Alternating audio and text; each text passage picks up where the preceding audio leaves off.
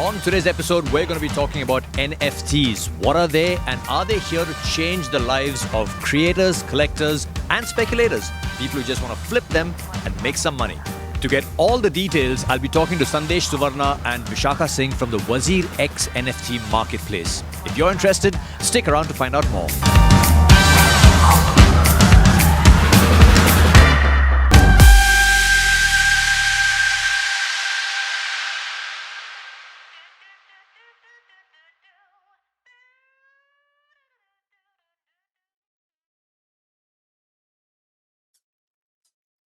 Okay guys, there's something really strange going on and we have to talk about it. It's called an NFT and people are paying millions of dollars for them, but they don't own them, at least not physically. And what exactly are these things that people are paying millions of dollars for? This, for example, a tweet. Also, this. And this. It's a cat with a rainbow coming out of its backside. There are Pokemon cards, there are CryptoPunks, there are weapons being bought and sold inside games, and people are exchanging millions of dollars for them. To understand what's going on, you only need to know 3 letters of the alphabet. NFT. It stands for non-fungible token, and 2021 has been all about it. It's like the new Bitcoin, but it's not that new. It's actually built and based on something that's as old as Bitcoin, called the blockchain. But before we go into what an NFT is, let's talk about what exactly does non-fungible mean. For a second, let's replace the word fungible with replaceable. Non-replaceable token. Let's take a look at this currency note for a second. It's a 50 rupee note, and I can give this 50 rupee note to a shop, and he can give me back any other 50 rupee note, and the value of this note will still be the same. This note is fungible. It's replaceable. I can exchange it for any other 50 rupee note, right? But let's take, for example, my wedding band.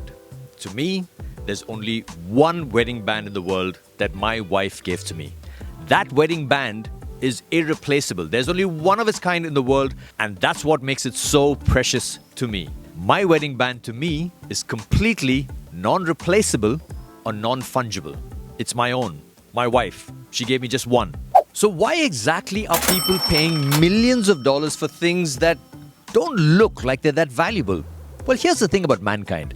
Ever since man took care of the basic necessities of roti, kapda or makan, we've gone ahead and created value in random things. We've actually done it for centuries, and we decided that some ink, wood and canvas made into this painting was very, very valuable. We all just kind of got together and decided it, and that's what gave it value. Our consensus. We believed in it. And also invariably, the rarer or scarcer something was, the more valuable it became. For example, this album by the rap legends Wu-Tang Clan. They made only one copy of it, only one. And that one copy of their album is the most valuable piece of music ever sold. It sold for almost $2 million. And why?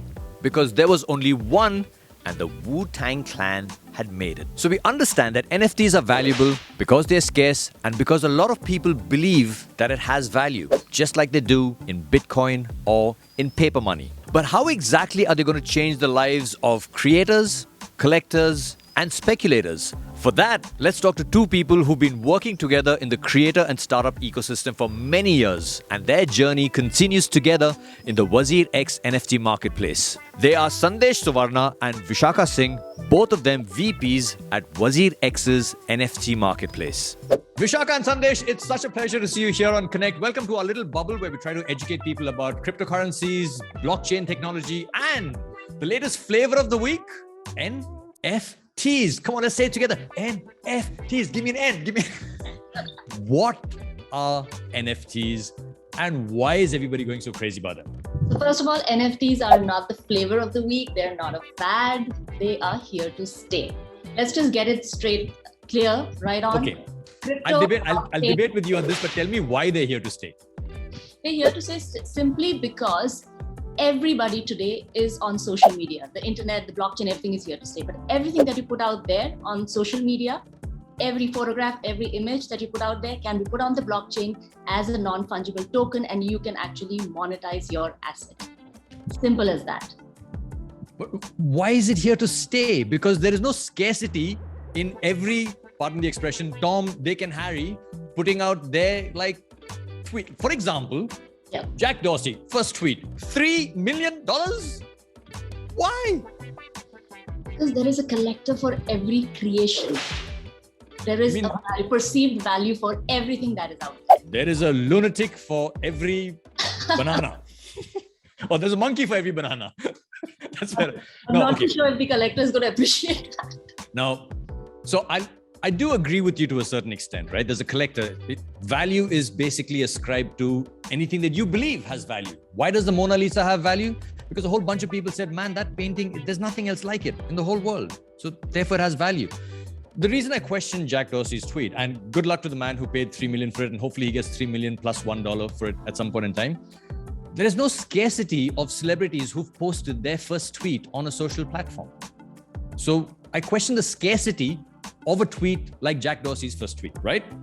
Having said that, if there was a way of turning Mahendra Singh Dhoni's match-winning 6, where we won the World Cup, into an NFT, I think there'd be a lot of takers for that, because that moment lives in so many people's hearts and minds. Sandesh, do you agree to that? So, see, I totally buy that. See, first of all, when you say Mahendra Singh Dhoni's that particular moment, it is obviously an epic moment, which even I want to buy it because I'm one of the biggest Dhoni fan. You have that much money over that. Yeah, see, now the point comes here is that a group of people, like let's say Indian community who watches cricket, they want to buy that, but for others who do not even watch cricket, they won't buy it. So now this particular point validates even your other point, where when you said the Jack Dorsey's tweet, okay, for many tech enthusiasts, okay, that tweet is like someone who tweeted for the first time, and that platform has continued for the last 10 years, right? More than 10 years. I think it was founded in 2000. I'm not sure the right year for that. But for tech enthusiasts like for me, okay, someone who has built that crazy platform, and it has survived such a long time, I would definitely go and buy it, because I belong to that community who believes in the vision what Jack Dorsey has it. That's a great point. So the NFT is valuable to that particular community in particular. Right. But you know, the thing that you said about a cricket enthusiast might not value Mahendra Singh Dhoni's match-winning 6 as an NFT. I disagree slightly, because if you're a sports fan, or even if you're not a sports fan, you can understand the reason why that NFT would be valuable, and you would buy it just so that you could sell it later for a higher price. So speculation in the NFT market seems to be one of the driving forces right now, where people want to buy NFTs whether they believe in it or not, because they hope to be able to sell it at a future date and make a healthy profit out of it. Is that right? Yeah, totally. Vishaka, what do you have to say about, speculators versus creators? Are they both driving the NFT economy, or is one driving it more than the other? I think what's really driving the NFT economy is the passion economy, right? Because of the pandemic, we have seen this emergence of the passion economy. We have seen that 80% of teenagers today aspire to be YouTubers and influencers. Yep. Who don't really aspire to have a 9-to-5 job anymore. Nobody wants to be a VJ anymore. I know. It feels lonely again. Everybody wants to be a YouTuber. What the heck is that? Absolutely. And you know what? Not just a YouTuber. Moving forward, okay, Gen Z now is going to actually not just explore one career in their, or two careers in their lifespan. They are going to have as many as 7 career choices or professions in a period of the next 70 years that they will continue to work in. Well, I think they're going to do 7 careers from the time they go from 20 to 30 years old, because by the time they're 30 years old, they all want to be entrepreneurs. Am I right? Absolutely. So 7 careers in 10 years, and then I'm an entrepreneur. So basically, now the whole thing is that we all know that we are going to be, basically this generation knows that they are going to be the drivers of their life. They are not going to depend on anybody else for their livelihood.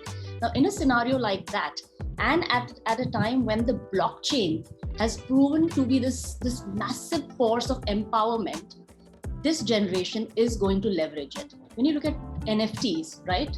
NFTs have turned out to be a new asset class that people are looking to invest in, right? Now, when you think of the NFT ecosystem, you have the creator as well as the collector. Each is incomplete without the other. I'm the speculator. I'm going to keep putting that in.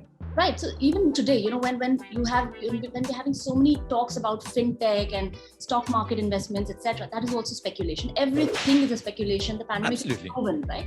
Yep. That there is no such stability anymore, right? The only thing you don't buy Infosys shares because you want Mr. Narayan Murthy to be your Valentine, right? You buy it because you think there's value in it and you can sell it for more later on. It's an investment. I completely agree with you. Absolutely. So I think at this point of time, it's not just creators or speculators, it's the believers who are driving the NFTs at this point of time. Now, coming to the second question, Sandesh, do you want to take that? Yeah, like there were so many questions. First of all, like it's a big question to answer. The second question is how blockchain technology has changed our lives. Yeah. Will NFTs themselves go on to change our lives, or are NFTs just the latest things that have been built on the blockchain, and then we'll basically see it go up and down over the course of time? Yeah, it's a combination of technology. See, blockchain is something we call it as a new internet. Okay. Yeah. But what has happened on the NFT segment is that, traditionally, if you're a creator, okay, when you create something and give it to me, sell it to me, and I sell it to someone else, you won't be getting to know that, right? That's what was happening. And you won't be, as a creator, you weren't receiving any royalty for that previously, right? So now let's say you made a music, you created a music and you gave it to me, okay, for let's say 1,000, because you don't know the value of it. You just gave it to me 1,000 rupees. I know the value of it. Okay. Mm-hmm. I sold it to Vishaka for 1 lakh rupees. So now I made a profit of like 99,000, right? But you wouldn't be knowing that. And on top of that, you being a creator, you need to receive a royalty, right? That's something that gets me really excited. The first time I heard about a band releasing music as an NFT and also releasing memorabilia as an NFT, and how future sales they would be able to encash in on as royalties. When somebody signs an autograph and that autograph sells for millions of dollars, if the person who signed that autograph gets 1%, 3%, 10%, whatever it is, that is written into the NFT smart contract. Exactly. That is brilliant. I think that's brilliant innovation. Yep. So that's the thing. See, when I said your question is such a big one, because it has, NFT is not like, people think NFT is just a content, they just put it there and someone comes and buys it. No, it's not that simple. Okay. NFT in the underlying, there are so much values it gives to the creators. That's the one thing. And second thing is that, see, art has been a valuable asset since a very long time. You go to any place, palaces, okay, you find arts, okay, that's where people were used to do that. And what NFT did was it brought in the justice to those arts, and that's what NFTs are. Okay, so there will be, we definitely agree that there is a boom, that many people are saying 90% of the NFTs will go unsold. But nobody knows what is going to happen, because NFTs are something which is very new, and people are building so many use cases on top of that, like collaterals, NFT collaterals coming in. People are taking loans by keeping the NFTs because content as debt instruments. I know. I was thinking about NFTs being used as a debt instrument. I mean, imagine if you could take out a loan on a Mona Lisa NFT, and you could shard that NFT. Right. So sorry to Nikhil, shard is a very technical term you just said. I think you need to explain it.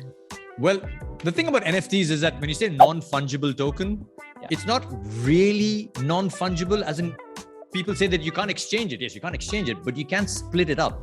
So you can create an NFT out of Mona Lisa, and you could split it up into 1 billion tiny pieces, and you could own 1 billionth of the Mona Lisa. That's a shard, right? Exactly. That's Vishaka got so upset with me that she left the room. That's the thing. You just got the right stuff, because shard is something which is coming out into the NFT segment right now, and it's very new. That's why I just wanted to tell you to explain it. That's it. It's such a cool idea. But the part that I think gets most people excited about NFTs right now is how NFTs are changing the gaming world. Yep. Atari and Sony have both put out plans, or I don't know whether they're already in action, to be able to purchase NFTs in games that they play and make those NFTs interoperable. Is that the right word? You can take it from one game to the other. Exactly. A weapon, a tool. How is that going to change the gaming world? Because the gamers are passionate people. Yeah. See, gaming was even before people used to, it's called in-game items, in-game purchase, I think inventories. Yes. Okay? That's been happening since a long time, even before NFTs used to come. People used to buy, because I'm a gamer. I used to play Dota. I used to play Counter-Strike. Okay, I used to buy stuff. Did you ever lose all the stuff that you accumulated when a game shut down? Yeah, exactly. That's what had happened. So now the thing is that I even play. See, now the thing is, I have a question for you. I think you must have played a game called as Vice City. Have you played a game called as Vice City? It's a city. Inside a city, you complete several missions. Well, Okay. actually, the only thing that I know less than film is video games. And I'm not much of a gamer, but just the potential of it. Just Got the it. potential of being able to take an in-game purchase and Yeah. transfer it to another game You can and do that. increase your status or your effectiveness in that other game Yeah. is mind-blowing. I mean, NFTs like that must be selling for hundreds of thousands of dollars. Exactly. That's what is happening, because currently it is interoperable. That's one of the things. And the second thing is that there is a game called as Zedrun, where it's a horse race where you can buy your own horse and you can breed. Horses can breed. So these all things are happening on NFT. So people buy horses and they do the horse racing. So That's yeah, wow. yeah. Vishaka, people in India especially have been particularly attached to cinema and cricket, Bollywood and cricket. Do you think there's a huge potential for Bollywood artists and for owners of rights for movies and films, iconic scenes from movies, to turn those into NFTs? Like Ye Dhai Kilo Ka Haath and Gabbar's dialogues and all of those classics, turning them into NFTs. Is that going to be something that you think people will get into and that'll generate a lot of income? Right. So, again, yes and no, simply because you need to know what constitutes an NFT. Just because you have an asset lying, you need to be very, very sure of what part of that asset can be made into an NFT. So let's look at it from the collector's point of view. The crypto community in India, especially WazirX's crypto community, is 7.2 million strong. And they are primarily between the age group of 18 to 28. Okay. Now, does the Dhai Kilo Ka Haath, is it valuable to an 18 to 28 year old? That's a question to be asked. Fair point. Right? If yes, now the whole question is, we don't know how this market will pan out, right? In fact, probably that's one of the reasons. Just yesterday, I saw Business Insider say this is an NFT fad. We had Forbes coming out saying, has the NFT bubble burst already? Right? Now, ouch, But exactly. And will it burst is going to be my next question. Exactly. Now the question, when you call it a fad is what? A group of people enthusiastic about something that is short-lived. It is unfair to assume that NFTs are short-lived, because this is a toddler that's waiting to grow up. Okay, that's one. Two, it's unfair to say it is a bubble that will burst, that has burst already, because you're not even giving it a chance. So now you have to look at it from the ecosystem's point of view. It is when the media reports it. It's the media that reported NFTs, and that's when they became such a big buzz, right? The news of Beeple selling that $69 million worth of artwork is made news, but nobody looks at the 14 years of efforts that he had put in to get them, right? So let's get one fact straight. NFTs are not a manna from heaven, magic, do it. No, it is consistent hard work. So just like a filmmaker or an artist, whether you make money or not, a writer will continue to write. Whether your show goes live or not, you will continue to create. Whether your painting will make it to the art gallery or not, you will continue to paint and draw, right? Now comes the NFT part of it. From a filmmaker's perspective, for years, I mean, in a lot of ways, the pandemic has proven to be a boon to filmmakers like me. I mean, I made a small film about a poor child on the streets of Jhansi. And I know for a fact that my film would not have been released in a multiplex. I would have had to fight. But the OTT gave me that platform, right, to release my film. Now, as an independent film producer, if I was not during the time of the pandemic, if I was, say, selling chunks of my rights, right, satellite right, music right, overseas right, theatrical right, blah, blah, blah, I would have also added the NFT rights to that, right? Wait. Back up a little bit. Hold on. Yes. That's a really cool idea. Absolutely. So you make a film and then you, of course, sell the satellite rights to it, which is, the rights to play that film on televisions or on different movie channels. But now you can create NFT rights for that film. Absolutely. And so that's additional revenue for the filmmakers. Right. Now the question is, how much should you price that NFT right at? That's one. Two, the thing to remember is this does not conflict with any other IP rights that you're selling, because NFT rights are to be sold for non-commercial use on the blockchain, which means your collector is buying it for non-commercial use. That means he or she can showcase either the film or parts of the film at their home for their bragging rights. What I think they really look at, apart from the crypto part of it, of the crypto rise and all of that, the speculative part of it. But if you look at it just as an asset that you're owning, the pride of ownership comes from the fact that, say if you've bought a Salman Khan painting, the fact that Salman Khan is on the blockchain and Nikhil Chinnappa has collected a creation by Salman Khan, that is of value. Not Salman Khan, productions or another distributor or a WazirX even for that matter. It is directly from the creator to the collector, and that is the beauty of it. Imagine saying MF Hussain sold me this painting directly, not the art gallery. I mean, that's Vishakha, you used a phrase that actually kind of jumped out amongst all the things that you said to me just now, which is pride of ownership. Is that one of the key motivating factors for people to pick up things that other people may think is worthless? That I feel like I can talk about the fact that I own this piece or this piece of art or this item, and there's only one of it in the world, only two of it in the world. And I spoke about it in my monologue as well about the album by the Wu-Tang Clan, where there's only one album, and there's a certain pride of ownership. Is that also what's driving people to get into the NFT marketplace? For sure. See, you have different kinds of collectors, right? Each has a different reasoning. There are collectors who are looking at NFTs as an asset class to invest in. There are some who are just coming in because it's a cool thing to do. You want to look cool. You want the right, just show off on social media, right? But when Sandesh says that when 90% of it may even not last, right, for long, what we mean by that is that as we evolve in this space, 90% of the wannabes, will basically move out of this space, and only the real thing will stay on, right? Even on our platform, on WazirX NFT Marketplace, at this point of time, we have only now. We honestly feel very bad about the fact that we are. I'm going to help you out a little bit over here and put it into perspective from a music point of view. Okay. When you talk about 90% of NFTs will not be sold, it means that there may not be value that other people see in 90% of NFTs that are produced and put out in marketplaces. That's very similar to what happens in the music business. Many people don't know this, but over 3,000 dance music songs release every single day. Just dance music. How many have you heard? Wow. So it's not just the NFT space where you're going to see a lot of sort of surplus that may not see value. It happens in all industries, in all art forms, and in all art sort of theaters, spaces of art. Right. People are constantly producing things. But my follow-up question to that is, do you think there's an NFT shakedown that's imminent?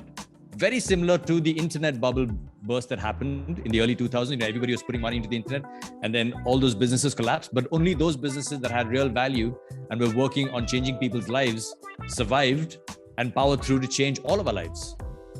I truly believe that. Because even when you talk. So you believe the shakedown is coming? Not soon, but only NFTs of value with credible creators, authentic creators, credible collectors, believers in the blockchain will remain. Even when we talk of, just like the music category, if we talk of films, we have thousands of films that are produced in a year, right? But only a few are successful. So if you're coming into the game thinking, okay, this is my quick buck making machine, the intent is incorrect there. You may be justified in doing whatever you're doing, but if you really, really want to do this, you have to be here in this game for the long, for the long term. We have seen that the NFT space thrives better when the entire community and the ecosystem works together. And we've seen this happening on our platform. We have a strong collector and creator community that literally, most of our sales actually happen on Clubhouse when we're talking to each other and the NFTs are live on the platform. So it's a great, I always keep telling my friends in the media that don't sit on the byline and report. You have an opportunity to actually participate in the NFT revolution by dropping your own NFTs. Even journalists, even media houses with their headlines. Imagine a Telegraph headline And Telegraph comes up with some really, really amazing headlines, right? Those can be NFTs. Yes, I mean, I'll give you a live example. Samyukta Hegde, who is a friend of mine and was a roadie on MTV a few seasons ago, she put out an NFT of the photograph that got her first film role. That NFT sold for $1,100 to a collector. Wow. It was the photograph that secured her first film role, and she's a very successful South Indian actress right now. Right. So, like you said, it depends on the community, it depends on the collector, it depends on how much of demand there is for that particular NFT. Sandesh, one of the things that I want to ask you, because you've been in the tech space for such a long time from the time that you joined IBM, and you kind of have a sense of perspective on how the internet has evolved over the years. Yeah. And if you were to place the evolution of NFTs and map it to how the internet evolved, where on the timeline do you think we are if you compare it to internet terms? Are we at the beginning of the invention of Facebook? Or are we when Uber came out? Or are we when Instagram first took off? Where exactly would you place the NFT evolution right now on an internet timeline? So first of all, Nikhil, that's a very tough question. But what I can put out, or what I can look forward to, is that, see, in the last 2 years, okay, how many time, like you contacted people, but it was all done virtually, right? You spoke to your friends virtually. Mm-hmm. It's like 90% of the time you met people virtually. It's like hardly 10 or 20% of the time you physically went and met people, right? Yep. So what does that imply? It implies people are moving into a virtual world, right? Because we definitely wanted to talk to people and communicate with people. Obviously, we will definitely talk to people on the real world too. But there is a 50% chances that people are moving into a virtual world, right? Agreed. So what NFTs are the thing. One NFT is a bridge between your real world and the virtual world. So any content that you have currently on your list or on your online profile, if you want to move it to a virtual world, like let's say metaverse, okay, NFTs do that. Now the question to people who are watching this: do you want to bet on this particular technology which can connect these two worlds? So if I have answered your question where exactly this NFT comes in on the internet timeline, so there is a new internet coming in, which is blockchain, and we are on the early stages of that. So in other words, whether you're a collector or a speculator, this is not financial advice, and we're not financial advisors, right? But maybe you might want to dip your toes into NFTs, right? Either as a collector or as a speculator or as a creator. Exactly. Right? Not financial advice. No. But how is the WazirX NFT marketplace doing, Vishakha? Doing exceptionally well, considering the fact that we have a waitlist of almost 19,000 creators. And we have, much as we don't want to be gatekeepers, but we've had to actually be very, very particular about the kind of creators we're onboarding in the first round. Mm-hmm. We've onboarded only 250 creators, out of which 35 creators are the ones who we sought out and, got on board hand. You sound just like that doorman at a club who says couples only. I'm sorry, sir, you're a stag, you can't come in. Fortunately, however, that has helped us maintain quality, and that was essential from a collector point of view, because when I completely agree. Invests in the creator, it is the WazirX, stamp of approval and authenticity, etc. that kind of helped. And I think with just 250 creators in the last 70 days since our launch, we've made sales of around 1.5 CR in Indian rupees. Wow. Okay. And this is a very strong community that connects every day on Clubhouse and on Twitter sessions every day. We've introduced the art category. We've introduced the music category. We launched the Sunburn NFTs, sold out within first 6 hours. All 10 of the exclusive NFTs. We're doing exclusive drops with them leading up to the festival in December. Apart from that, we're launching YouTubers, we're launching gamers. In the coming week, we're launching a non-profit, we're launching a film studio. We're also looking at a film funded by crypto, short film. So, and on the 15th of August, we have Ritviz and Nuclear who are coming up with their first NFT drops, and they're launching their album. A lot of use cases, because as Nischal said, and Sandesh and I completely believe in it, is that we have to try out a lot of use cases. We have to ensure that we should be able to empower a creator and inspire the entire ecosystem to come on the NFT bandwagon. And that is how we will be able to gauge which is the best use case. And this will help us also evolve in the NFT space. So exceptionally well, exciting times ahead. Wow. Yeah. That's a lot of stuff going on. A lot of stuff. How are Indians taking to NFTs? I mean, you've just spoken about generating 1.5 crores worth of revenue in just 70 days. But do you see a strong future for Indians participating in the NFT marketplace, Sandesh? Definitely, because everyone just Vishaka said there is almost like 90,000 on the wait list. Mm-hmm. So there is no more point to add on to justification, because people want to get into it, and we are getting so much queries on all our social media platforms. And that India is the place where tech is booming. Okay. And we are the country which had like almost more than 10 plus unicorns. We beat even China on the unicorn status. Mm-hmm. So tech enthusiasts are everywhere. And on top of that, the internet is available to everyone, most of them right now. So we can't say that like Indians won't get NFTs. NFTs are for Indians. Vishaka and Sandesh, it's been a pleasure having you on Connect, and I hope people watching have been able to take away a lot of learning on their questions about NFTs, whether to get into it, whether they work, and what the future of NFTs are in India as well. Is there anything you want to add before we wrap up? Just thank you, Nikhil, for having us. For anybody who's watching, whoever wants to drop their NFTs or collect NFTs, just remember all you have to do is you have to come to nft.wazirex.org and just simply create your profile. Let's NFT. Let's NFT. Thanks, guys. See you soon. Thank you, Nick.